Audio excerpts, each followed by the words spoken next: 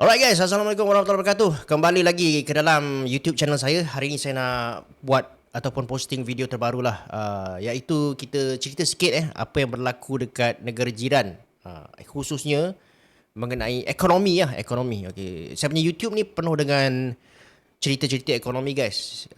Bagi korang yang mungkin tak ada background economics tapi korang berminat untuk mengetahui perkembangan semasa ekonomi sama ada dekat Malaysia ataupun dekat dunia, korang bolehlah subscribe saya punya YouTube channel ni. Alright, dan juga saya nak ucapkan terima kasih lah, banyak terima kasih kepada korang yang dah tekan butang subscribe tu, dan jangan lupalah bagi saya like. Okay guys, untuk video kali ni jom kita cerita sikit lah apa yang berlaku dekat negara jiran kita, iaitu negara Thailand. Okay, so sekarang ni guys, ada beberapa negara lah yang saya fikir agak interested lah untuk saya ulas perkembangan ekonomi diorang. Contoh lah macam Argentina. Argentina sekarang ni apa yang berlaku adalah mereka sedang dalam proses untuk pengetahuan korang yang mungkin tak alert tu, diorang ni dalam proses untuk menggantikan mata wang diorang sendiri, mata wang diorang sendiri ni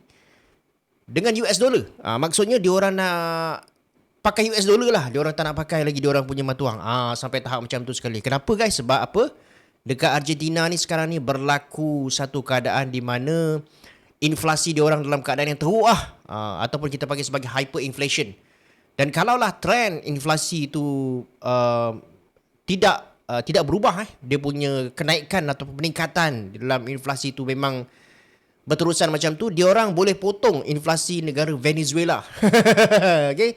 So itu adalah mungkin dalam next ataupun video-video yang akan datang saya akan ceritakan lah kisah Argentina. Dan juga kita pun kena perhatikan juga apa yang berlaku pada negara China. Sebab China ni dia memang kita punya largest trading partner lah. Okay, sejak beberapa tahun lalu kita kena akui lah, China ni adalah kita punya largest trading partner, yang mana kita memang banyak mengeksport kita punya barang-barang ke pasaran China. So maksud dia kalau kata ekonomi China down, dia orang punya permintaan pun down, kita punya ekspor pun down. Okay, so itu akan menyebabkan kita punya ekonomi sedikit sebanyak akan dipengaruhi lah. Dan juga kita punya currency, kita punya nilai mata wang pun sama. Okay guys, tapi untuk video kali ni saya nak fokus kepada negara jiran kita iaitu Thailand. Sebab ada perkara yang berlaku dekat sana yang sangat-sangat menarik untuk kita ambil tahu dan juga untuk kita pelajari ataupun kita jadikan dia sebagai satu tauladan lah. Okay, so guys, sebenarnya Thailand ataupun negara-negara jiran kita ni sebenarnya dalam proses untuk kita mencapai growth sustainability selepas fasa COVID-19.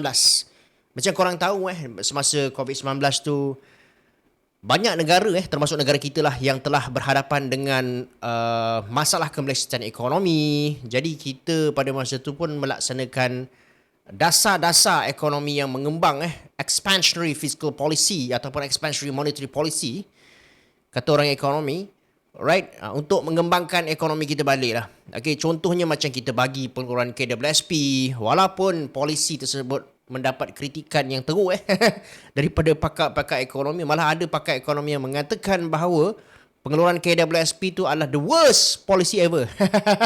Okay, tapi saya bagi pada korang lah untuk menilai sendiri, alright. Dan juga kita pun melaksanakan dasar fiskal. Dasar fiskal ni bermaksud kerajaan meningkatkan perbelanjaan diorang lah.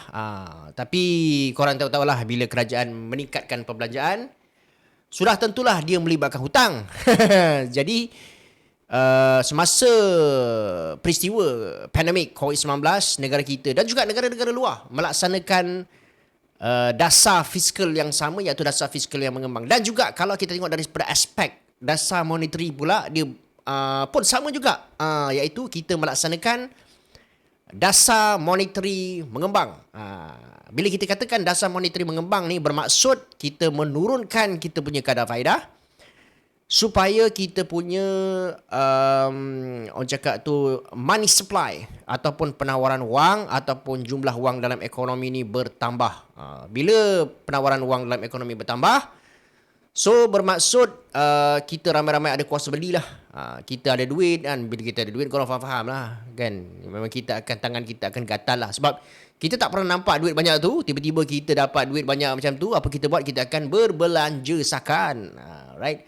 So itu adalah antara perkara-perkara lah yang kita buat semasa pandemik COVID-19.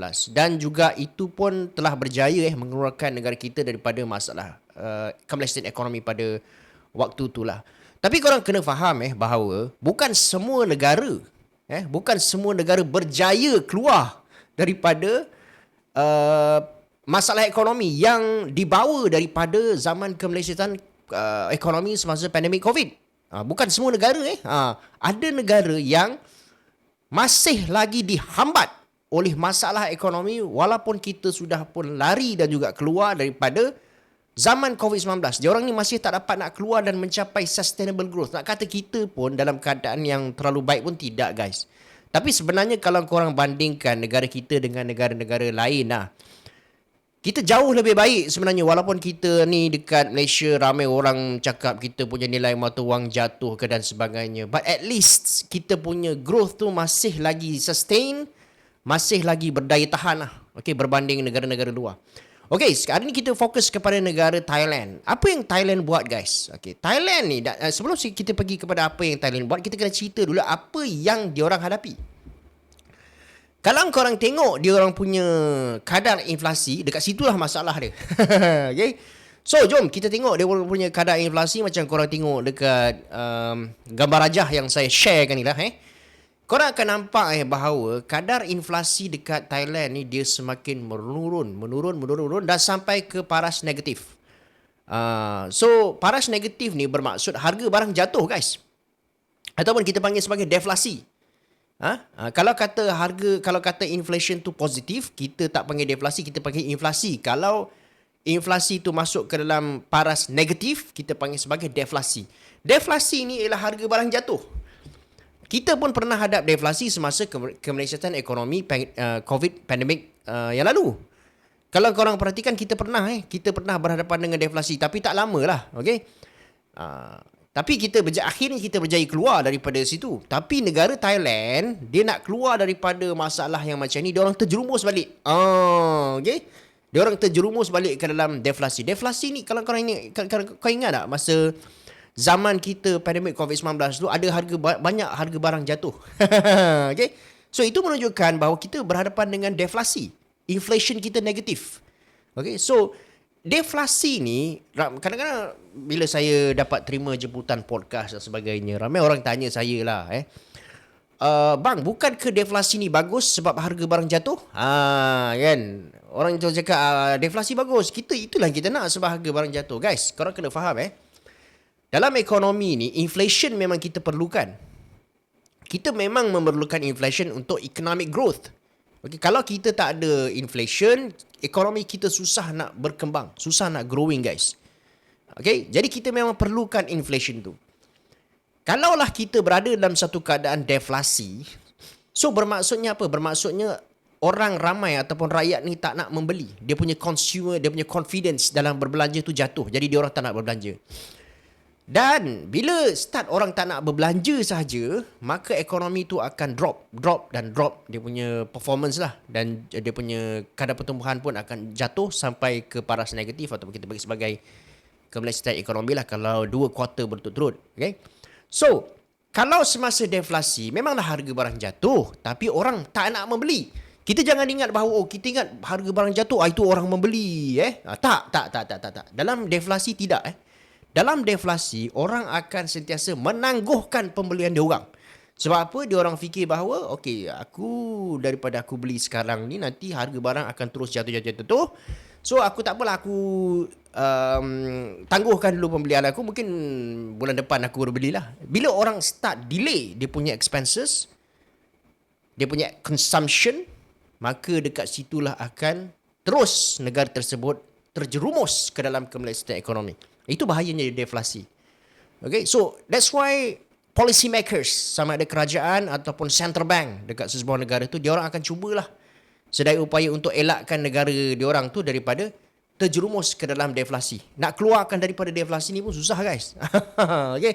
Inflasi terlalu banyak, terlalu tinggi pun tak boleh. Inflasi terlalu rendah sampai mencapai negatif pun tak boleh. Okay. So, dekat Thailand ni memang diorang punya ekonomi dah masuk ke dalam fasa deflasi. Bila ekonomi masuk ke dalam fasa deflasi, biasanya apa yang bank pusat akan buat adalah turunkan kadar faedah. Okay. Kenapa dia kena turunkan kadar faedah? Macam saya cakap tadi lah, turunkan kadar faedah, money supply akan bertambah. Kenapa money supply boleh bertambah kalau kita turunkan kadar faedah? Senang je guys. Sebab apa? Bila kita turunkan kadar faedah, orang makin berminat untuk meminjam duit daripada bank. Okay? Sebab apa? Interest rate rendah. So, kita pinjamlah duit banyak-banyak daripada bank kan.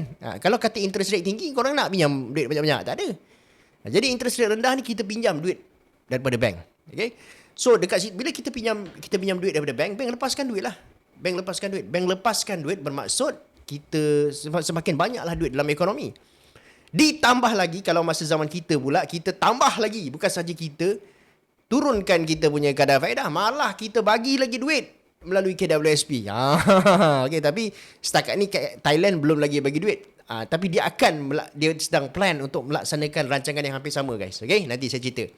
So, ini adalah sesuatu yang bercanggahlah dengan apa yang diharapkan dan diminta oleh Perdana Menteri Thailand lah, iaitu apa ni nama dia? Sri Thavisin. Sorry guys. Sri Thavisin nama PM Thailand.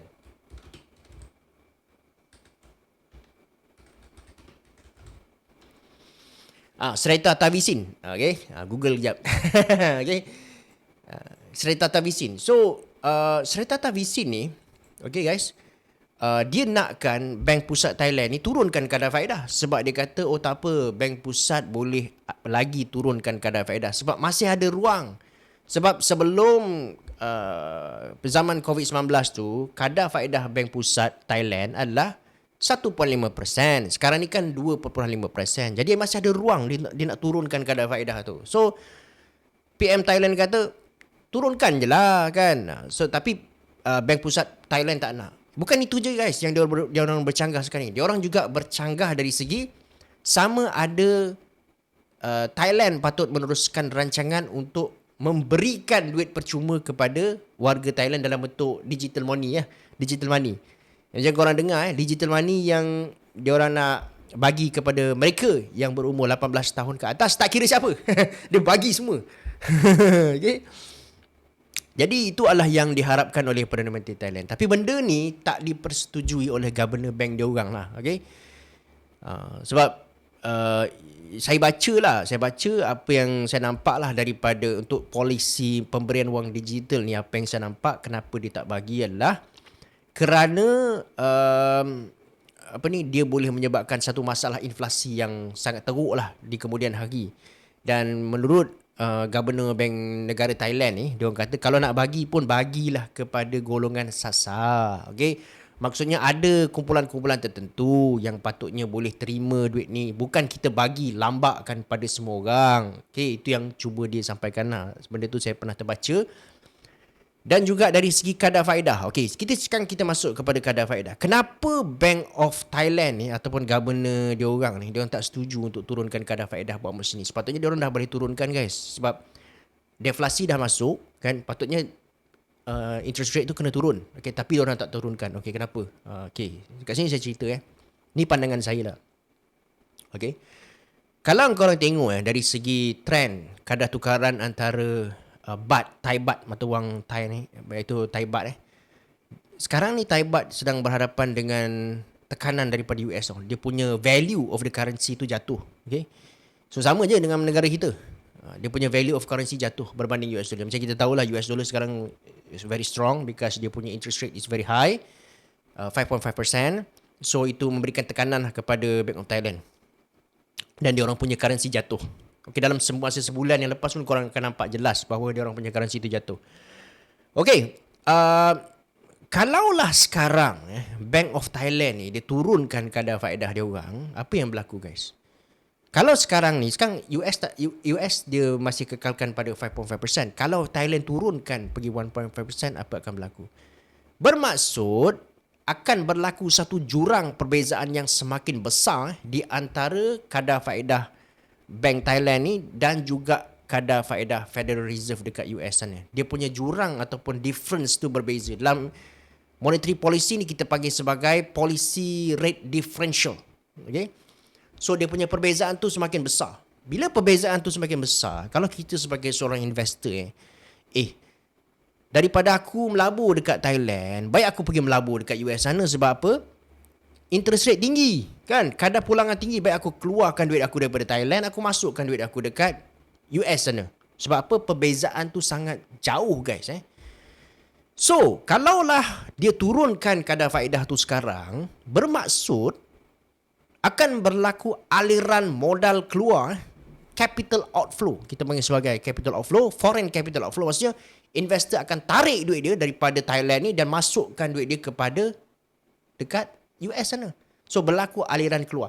Bila berlaku aliran keluar duit ni, maka dia punya nilai mata wang akan menjadi lebih teruk lagi.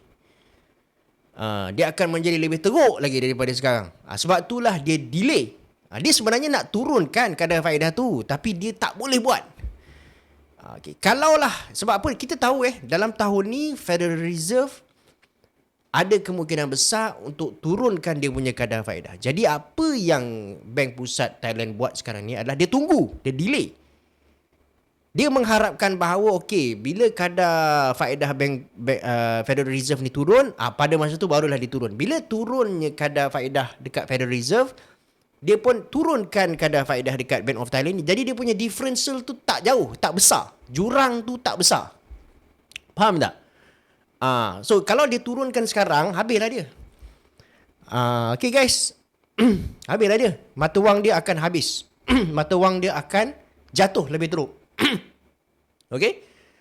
Sebab tu dia tak nak turunkan dia punya kadar faedah sekarang. Walaupun itulah yang diminta oleh Perdana Menteri Thailand.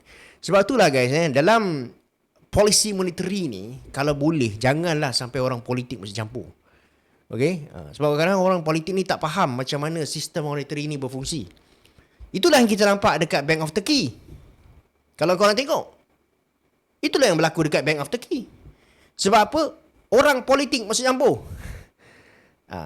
Pada masa tu, dia punya Presiden Erdogan, semasa menjelang pilihan raya Presiden, dia tak bagi Bank of Turkey ni naikkan. Bank Pusat Turki ni naikkan kadar faedah. Sebab apa? Kalau dia naikkan kadar faedah, habislah populariti dia. Dia tak nak bagi. Pada masa itulah kempen pilihan raya presiden. Selepas kempen pilihan raya presiden, kau tengok dia punya kadar inflasi, dia punya interest rate naik melambung macam mana. Walaupun masa kempen presiden tu, dia cakap selagi saya memerintah, selagi itulah kadar faedah tak akan dibenarkan naik. Lepas dia naik aja jadi presiden, kau tengok dia punya kadar faedah naik macam mana? Berkali-kali ganda. Okay? So kita jangan biarkan orang politik ni masuk campur dalam kita punya urusan bank pusat. Bahaya guys. Okay? Diorang kadang-kadang orang politik ni ikut angin diorang lah. Kalau kata contohnya diorang memerlukan dasar populis pada masa tu, dan pada masa tu kita memang tak boleh buat dasar populis, habislah kita kalau kita ikut cakap diorang. Okay? So that's why bank pusat tak boleh ikut cakap orang politik. Sebab tu dalam kita punya Monetary Policy Committee MPC, kita ada satu dekat Bank Pusat tu, dia ada satu yang kita panggil sebagai MPC lah, Monetary Policy Committee. Monetary Policy Committee ni dia di kalangan pegawai-pegawai dekat bank negara, dan juga ada ahli ekonomi yang ataupun pakar ekonomi daripada luar yang cakap tu apa, bermesyuarah dalam menentukan kita punya OPR. Kita nak naikkan ke kita nak turunkan? Dia orang ni akan berbincang, dan dia diketuai oleh Governor Bank Negara lah. Okay? Sebab tu orang politik tak boleh masuk dalam tu. Jangan biarkan orang politik ada dekat situ. Kau dah habis lah kita. Okay? Alright guys, itulah saja sedikit update apa yang berlaku dekat Thailand. Semoga kalau korang tengok video ni, korang boleh belajar sesuatu lah pasal monetary economy, especially macam mana dia bergerak. Ini benda ni sangat penting guys. Sebab apa, kita ini pun secara tak langsung boleh membantu kita dalam kita punya financial management. Walaupun kita ni bukanlah ketua negara ataupun menteri, tapi kita kena, bila kita faham pergerakan ni macam mana, dia pun boleh mempengaruhi kita punya financial management juga. Sebab itulah kita kena tengok apakah yang mempengaruhi kadar faedah ataupun OPR. Sebab ini akan mempengaruhi hidup kita, guys. Okay? Ini akan efek kita punya kehidupan. Sebab apa? Korang punya loan, pinjaman, kalau kata interest naik, kau bayaran bulanan kau naik lah. Kan? Sebab itu pada masa kadar faedah rendah, kita kena fikir. Dia akan naik satu hari nanti. Cuma bila dia akan naik, itu kita kena ada knowledge. Sebab tu yang saya share lah dekat video-video saya ni kan. So korang jangan lupa subscribe. Okay? Jangan lupa subscribe untuk tonton video-video yang lebih menarik lagi selepas ni. Assalamualaikum guys. Dan terima kasih kerana menonton. Jangan lupa like video ni. Okay? Bye. Assalamualaikum.